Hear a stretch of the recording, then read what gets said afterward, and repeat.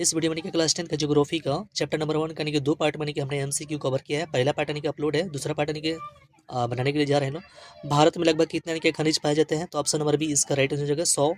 इनमें से कौन सा निकला लौह युक्त के खनिज का उदाहरण है? ऑप्शन नंबर यानी कि ये हो जाएगा मैग्नीज। 3 नंबर निम्नलिखित में से कौन सा अधात्विक खनिज का उदाहरण है? ऑप्शन नंबर सी अभ्रक।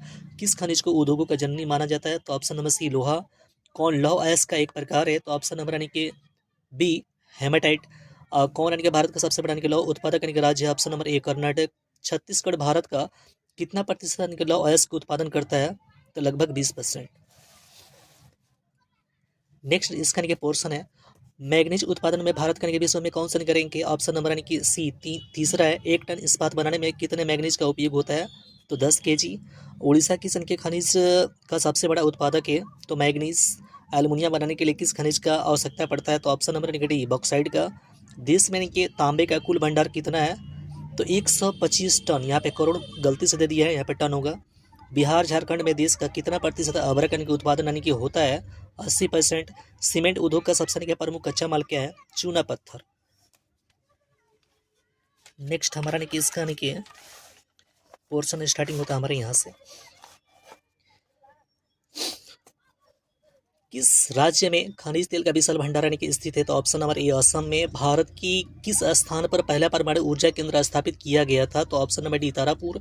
कौन सा यानी कि कौन सा ऊर्जा स्रोत अनवीकरणीय है? तो कोयला। और प्राथमिक ऊर्जा के उदाहरण इनमें से यानी कि नहीं है कौन? तो विद्युत।